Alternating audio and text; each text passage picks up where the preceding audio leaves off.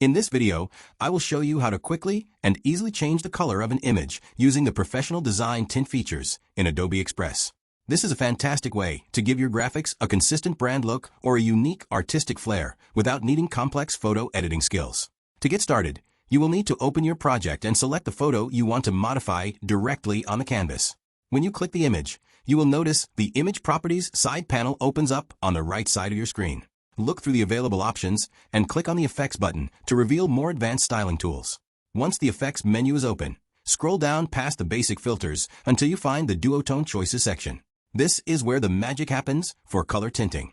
You can select one of the preset duotone styles to immediately change the mood of your photo. If you want a more specific look, click on the preset again to customize the individual colors.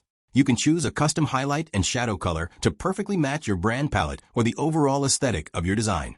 Moving the intensity slider will also allow you to blend the original photo colors with your new tint for a more subtle effect.